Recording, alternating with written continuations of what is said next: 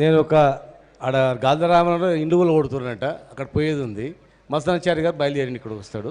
2 నిమిషాలు మాట్లాడతాను. దయచేసి పెద్దలు జాజ శ్రీనివాస్ గౌడ్ గారు, సురేష్ గారు, కృష్ణ గారు, ఈ సమావేశానికి వచ్చినటువంటి పెద్దలు, తెలంగాణ ఉద్యమకారుడు, పార్లమెంట్ సభ్యులు అన్న ఈటల రాజేంద్రన్న గారు, మరియు శాసనసభ్యులు బిర్లా ఇలే గారు, జూలూరి గౌరీశంకరన్న గారు, క్షమించాలి అందరూ కూడా, నారాయణరావు గారు, నారాయణమూర్తి అన్న గారు, పేర్లు అరే పిలిచాను కనుక అందరం కూడా ఆయన పిలిచిన పేర్లు నేను కూడా పిలిచినట్లు మీరు భావించాల్సిందిగా మీ అందరిని కూడా కోరుతూ, జిల్లా నాయకులకు, రాష్ట్ర నాయకులకు, అహర్నిశలు బీసీ జాతి గురించి తప్పిస్తున్నటువంటి మీ అందరికీ, మా గణేశాచారి గారి నుంచి మొదలుకుంటే మా శ్రీనివాస్ ముదిరాజు, విక్రమ్, మా శ్యామ్, దయచేసి అందరూ మన్నించాలని తెలియజేస్తూ, దయచేసి ఒకటి, ఇక్కడనే తెలంగాణ ఉద్యమానికి పురుడు పోసుకున్నది ఇక్కడ. అప్పుడు అన్న ఈటల రాజేంద్రన్న గారు మేము అందరం కూడా ఉన్నాం, గౌరీశంకర్ అని అందరూ. అక్కడ జేఏసీ, ఇక్కడనే జేఏసీ ఏర్పాటైంది. అన్ని పార్టీలతో జేఏసీ ఇక్కడనే ఏర్పాటైంది. నేను కో చైర్మన్గా ఉన్న తెలంగాణ వచ్చేంత వరకు నేను ఆఫీసర్గా ఉండి కూడా 2 సార్లు నన్ను జైలులో పెట్టిండ్రు, ఎన్నో కేసులు పెట్టిండ్రు. కమిషనర్గా ఉండి కూడా నేను 2 సార్లు జైల్లో ఉన్నా. ఒకసారి వారం రోజులు ఉన్నా, ఒకసారి 2 రోజులు జైల్లో పెట్టాను. ఎంత భయపెట్టించినా మేమందరం ఉన్నాం, దగ్గరుండి చూసినాం తెలంగాణ ఎట్లొచ్చిందో. కనుక మీకు 2-3 సూచనలు ఇస్తే దయచేసి ఎవరైనా మీ మీటింగ్కి వచ్చినప్పుడు వాళ్ళని గౌరవించి వాళ్ళ నుంచి సలహాలు, సూచనలు, ఇక్కడ రావడం అంటేనే మామూలు మాట కాదు, అన్నీ వదిలిపెట్టుకొని వస్తారు. అడిగి పార్టీల సిద్ధాంతం ఉన్నా మరి బీసీ సిద్ధాంతం మొదలని చెప్పి వస్తారు. వచ్చినప్పుడు అందరినీ ఇన్వాల్వ్మెంట్ చేయండి, అందరినీ కమిట్మెంట్ ఉన్న వాళ్ళందరినీ ఇన్వాల్వ్మెంట్ చేసి ఒక మహా ఉద్యమాన్ని నిర్మించండి. ఇప్పుడు దేశవ్యాప్తంగా కూడా బీసీ అనేది, బీసీలకు రాజ్యాధికారం ఇవ్వాలనేది అన్ని పార్టీలు అంటున్నాయి. రాహుల్ గాంధీ గారు అంటున్నారు, ప్రధానమంత్రి గారు అంటున్నారు, అందరు అంటున్నారు. ఎందుకు అంటున్నారంటే కింద వేడి ఉంది కనుక అంటున్నారు. మరి ఇస్తారా ఇవ్వరనేది మీ ఆత్మకు తెలుసు. ఎలక్షన్స్ వస్తున్నాయి కనుక వాళ్ళు అంటున్నారు. మనం గట్టిగా ఉంటే ఇస్తారు ఖచ్చితంగా, గుర్తుపెట్టుకోండి. మీరు గట్టిగా ఈ వాదానికి కట్టుబడి ఉన్న వాళ్ళకే మీకు ఓటు వేస్తాం అనేది బలంగా ఉందంటే మీరు వద్దన్న ఇస్తారు. చాలామంది ఏం డిమాండ్ లేకున్నా అడగకుండా కూడా అరే వీళ్ళు ఒక వర్గంకి చేస్తే వాళ్ళందరూ ఆటోమేటిక్గా ఓట్లు వేస్తారనేటువంటి కొన్ని వర్గాలు ఉన్నాయి. ఆటోమేటిక్గా వేస్తారు, వాళ్ళకు ఓటు కూడా వేస్తారు. అట్లా మనం కూడా మనకు పనిచేసేటానికి ఎవరైనా కానీ మన జాతి పట్ల ప్రేమ ఉండి మనకు ఆదరణ దగ్గర తీసుకునే వాళ్ళను మీరు ఆదరిస్తే ఆటోమేటిక్గా వస్తుంది. దాన్ని ప్రజలల్లో బలమైనటువంటి వాదాన్ని మనం మహా ఉద్యమాన్ని నిర్మించేటట్టు మనం చేయాలి. చాలా ఈరోజు మీరు ప్రకటించేది ఎన్ని కదా, ఒక్కొక్కటి ప్రకటించండి. మొత్తం సంవత్సరం క్యాలెండర్ పెట్టినాం అనుకో, ఒక్కటి కూడా కాదు, గుర్తుపెట్టుకోండి. ఒక్కటే మీరు సక్సెస్ చేయండి. ఇప్పుడు మేము 14-15 సంవత్సరాలు ఆ ఉద్యమంలో ఉన్నాము చెప్తున్నాం. ఒక సడక్ బంద్ ఇచ్చేది, మళ్ళీ మీటింగ్ పెట్టుకున్నది, ఆ సక్సెస్ గురించి మళ్ళీ మొత్తం తిరిగేది. అది కంప్లీట్ అయినంటే సాగరహారంకి సభ తెచ్చేత, మిలియన్ మార్చ్కి రూపకల్పన, సంసద్ యాత్ర కావచ్చు, ఢిల్లీలో యాత్ర కావచ్చు. ఢిల్లీలో ఒక ఏమైందంటే ఉద్యమంలో ఒక్కటి మనం అన్ని ఇచ్చిన తర్వాత ఒక్కటి ఫెయిల్ అయ్యిందనుక అయిపోయారా, వాదం లేదు, పోయిందంటారు. అంటే అక్కడ చూపెట్టుకున్నారు అంతా. శంకరన్న గురించి మీడియా అంతా మనకు సహకరించదు, ప్లస్ మనకు శత్రుత్వం చాలా ఎక్కువ ఉంటుంది అన్నమాట, ప్రొపగండా చేస్తుంది. కనుక మీ బలమైనటువంటి ఆశయాన్ని మన తొందరపాటు వల్ల టోటల్ వాదానికి దెబ్బతినే ప్రమాదం ఉంటుంది. ఒక్కొక్క వ్యక్తిది కాదు, ఇది 80 కోట్ల జనాభా సంబంధించిన హక్కు, ఇది 2 కోట్ల జనాభాకు సంబంధించినటువంటిది. కనుక మళ్ళీ ఆలోచన చేయండి, ఇవన్నీ అమలు చేయండి. కానీ డేట్ల కాడ మళ్ళీ ఆలోచన చేసుకోండి, మళ్ళీ విస్తృత సమావేశంలో చేసుకొని. ఇప్పుడు బంద్ సక్సెస్ అయిందంటే అన్ని పార్టీలు మద్దతు తెలిపినాయి, అన్ని పార్టీలు వచ్చినాయి కనుకనే మద్దతు అయింది. పార్టీలు ఎవరు రాకండి మేమే చేస్తామని చెప్పి అనుకోండి, ఒకసారి పిలిపియండి, మేమే చేసుకుంటే మేము ఎవరు ఏ పార్టీ రావద్దు, ఏ పార్టీ వ్యక్తి అటెండ్ కావద్దు అని చెప్పి ఒక చేయండి. ఆ పార్టీలో ఉన్నటువంటి వాళ్ళని మీరే తయారు చేసారు, ఈ వర్గాల వల్ల తయారు చేసి వాళ్ళు ఇన్వాల్వ్మెంట్ అయినప్పుడు వస్తుంది. 2 రోజులైనా ఇవ్వండి కనీసం. మనం ఇన్ని ఇచ్చిన వానికి 10 ట్రైన్లు అన్నాం, 10 ట్రైన్లు పోలేదనుకో, చూసినావా 10 ట్రైన్లు అని చెప్పి అంటారు. మళ్ళీ మనం ఆ టైంకి వచ్చినాక 10 పోతావా 20 పోతావా ఆలోచన చేయండి. మీరు ఒక నిర్ణయం తీసుకునేటప్పుడు 10 మందితో మీ సంఘాలతో పాటుగా ఈ అవగాహన ఉండి స్పృహ ఉన్న వాళ్ళని కూడా మీరు ఇన్వాల్వ్ చేయండి.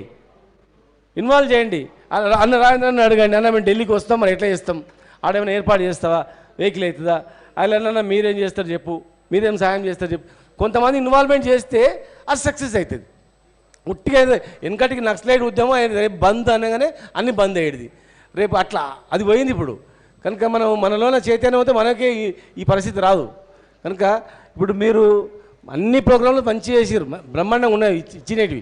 కానీ ఇచ్చేటివి ఏంటంటే ఒక్కొక్క సక్సెస్ అయినాకనే ఇంకొక పెట్టుకోండి, మళ్ళీ సక్సెస్ కాగానే మళ్ళీ ఒక మీటింగ్ పెట్టుకోండి, ప్రొలాంగ్ లైవ్లో ఉండాలి ఇది అమలు అయ్యేంత వరకు. ఇలా మేము ఆ రోజు చట్టసభలలో కూడా 33% ఇవ్వాలని చెప్పి మేము అందరం కూడా అసెంబ్లీ తీర్మానం కూడా చేసినాం. 42% మీద మేము మా పార్టీ నుంచి మేము కట్టుబడి ఉన్నాం. 42% ఇవ్వాలని చెప్పి మొదటి నుంచి మేమే రాజ్యాంగ సవరణ చేయాలి, 9th షెడ్యూల్లో పెట్టాలి, లేదంటే రాజ్యాంగ సవరణ చేయాలి, మొదటి నుంచి కూడా మేము అదే అన్నాం. వేరే ఏ మార్గమైనా కూడా రాదని చెప్పినాం. అనుకున్న ప్రకారమే కనిపించింది. ఇప్పుడు మేము అన్న ప్రకారమే అందరూ కూడా ప్రజలు కానీ సంఘాలు కూడా కరెక్ట్ అని వచ్చి మీరు కూడా రిజర్వేషన్ కావాలంటే 42% ఇవ్వాల్సిందే, కోట్లు కొట్టేస్తాయి. కనుక దాని మీదనే ఉద్యమం అని చెప్పి ఇప్పుడు ఒకటి ఏర్పాటు అయింది. మరి దీన్ని స్టీరింగ్ మొత్తం మీ చేతిలో ఉంది. పెద్దది ఏది పైలట్ అనుకోండి, విమానం పైలట్ మీరు మంచి నడిపిస్తే గమ్యస్థానానికి పోతాం, లేకపోతే మళ్ళీ మధ్యలో పడిపోతాం, మళ్ళీ లేవాలంటే మళ్ళీ సమయం పడుతుంది. ఇప్పుడు మంచిగా వేడిగా ఉంది, చాలా వేడిగా ఉంది. ఇక తప్పప్పులు అవన్నీ మాట్లాడుకోవద్దు, మనం నిన్నటి గురించి మాట్లాడద్దు. రేపు ఏం చేద్దామని దాని మీద ఉండాలి, కమిట్మెంట్తో ఉండాలి. దాన్ని ఒక మంచిగా నిర్మాణం చేస్తే ఇది సక్సెస్ అవుతుంది. ఈరోజు తమిళనాడులో అయింది ఎందుకైందంటే తమిళనాడులో అన్ని పార్టీలు ఐక్యమైనవి, ప్రజలందరూ ఐక్యమయ్యారు. ఇవాళ మొత్తం 90% మొత్తం రాజ్యాధికారం మొత్తం బీసీల చేతిలో ఉంది. ఒక 2-3 సీట్లు అడుగుతారు వాళ్ళు, అంతే. సీట్లు అడిగి మళ్ళీ గెలిపేయమని కూడా రిక్వెస్ట్ చేస్తారంట. అక్కడ మ్యాక్సిమం ఉంటే 10-15 సీట్లు ఓసీలకు. మళ్ళీ వీళ్ళని అడుక్కుంటారంట, సీట్లు తీసుకున్న తర్వాత మమ్మల్ని గెలిపేయండి, మీరే రావాలి చూడని చెప్పి. మరి ఈరోజు అక్కడ జనం చైతన్యవంతులైంది కనుక ఆ స్థాయికి వచ్చింది. ఇక్కడ ఏమైంది, మనోడే కరెక్ట్ టైంకి వచ్చేవరకే మనోడే మనలో వేలు పెడుతుంటాడు, మనోడే కాలువెట్టు గుంజుతుంటాడు. కనుక కాలువెట్టు గుంజేది, బ్యాక్ స్టాపింగ్ చేసేది తీసేయాలి. ప్లస్ బీసీ అంటే ఒకటే ఉండాలి. మళ్ళీ బీసీలలో మళ్ళీ మనం వెతుక్కున్నాం అనుకో, వీడు మావాడు ఎక్కడ మీవాడు ఎక్కడ అనుకుంటే మళ్ళీ పోతాం మొత్తం. బీసీ అంటే ఒకటే, పేర్లు అవసరం అనుకుంటే ఒక తీర్మానం చేసి మొత్తం పేర్లు తీసేసి వెనకాల తోకలు తీసేసి మొత్తం శ్రీనివాస్ బీసీ, రాము బీసీ అనే టైప్లో మనం చేయాలి. అందరం ఐక్యత ఉన్నప్పుడు మాత్రమే అవుతుంది అది. ఖచ్చితంగా మీరు ఏం చేసినా మేము మా పార్టీలో మేము డిస్కస్ చేసినాం, మా కేసీఆర్ గారితో కూడా మేము డిస్కస్ చేసినాం. బీసీల విషయంలో మేము కమిట్మెంట్తో ఉన్నాం. మేము ధర్నా చేస్తున్నాం అంటే కూడా 15,000 మందితో 42% చట్టబద్ధంగా ఇవ్వాలని చెప్పి చేసినాం. కనుక మీరు రాజకీయ రిజర్వేషన్ అవుతుంది జనంలలో కాదు, విద్యా ఉద్యోగం రాజకీయ రిజర్వేషన్. అసెంబ్లీలో పాస్ అయినటువంటి 2 బిల్లులు ఏవైతున్నాయో, ఒకటి ఎడ్యుకేషన్ ఎంప్లాయ్మెంట్, రెండవది లోకల్ బాడీ. ఈ మూడింటి మీదనే మీరు దృష్టి పెట్టి విద్యార్థులను కూడా ఇన్వాల్వ్మెంట్ చేయాలి, మహిళలను కూడా ఇన్వాల్వ్మెంట్ చేయాలి. లీడర్లతో పాటు మహిళలను ఎక్కువ ఇన్వాల్వ్మెంట్ చేసి విద్యార్థులను ఇన్వాల్వ్మెంట్ చేస్తే ఖచ్చితంగా అవుతుంది. లేదంటే ఏమైందంటే మీరు ఉన్నారని ఇంకోరు తయారు గారు వచ్చిన వాళ్ళందరికీ ఉంటారు, మీరు కరెక్ట్ అనుభవలేదనుకో ప్రాబ్లం అవుతుంది. మీరు అనేక అనుభవాలు ఉన్నాయి, మీకు మొత్తం జీవితం మొత్తం దీని మీదనే నడుస్తుంది, సంఘాల మీద మీరు ఉన్నారు.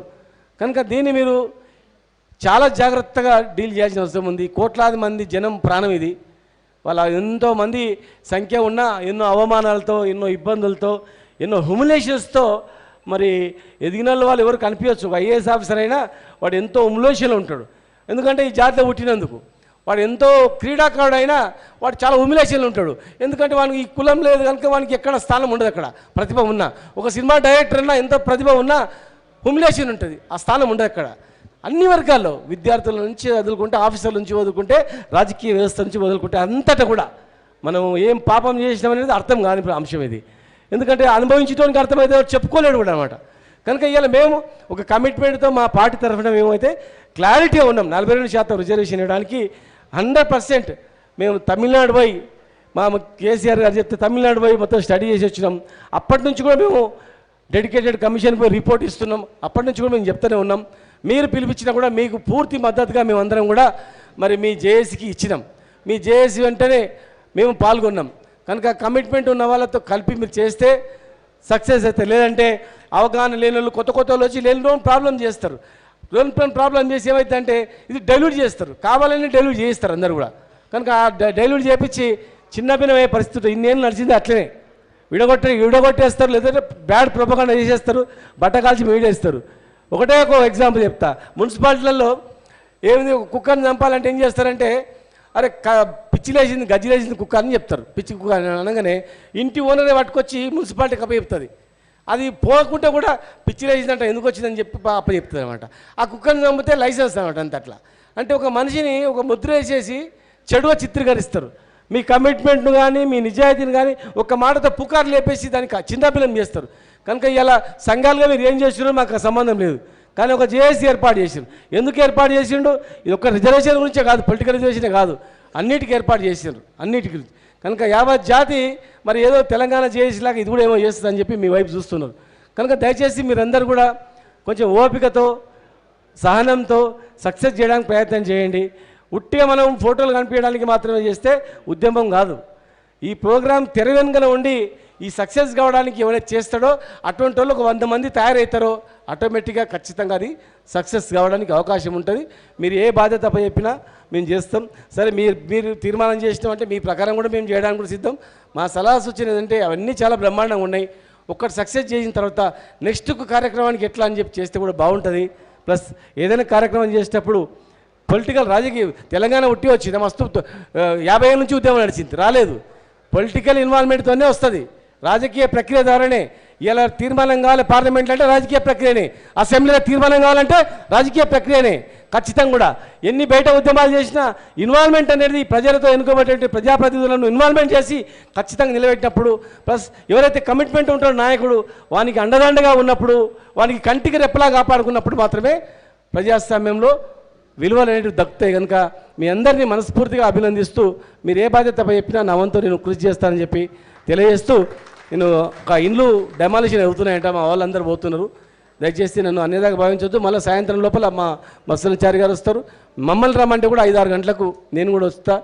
ఏదైనా మాట్లాడేదంటే కూడా గ్రూప్ డిస్కషన్ నేను ఉంటా అని చెప్పి మీ అందరూ కూడా తెలియజేస్తూ, జై తెలంగాణ, జై బీసీ.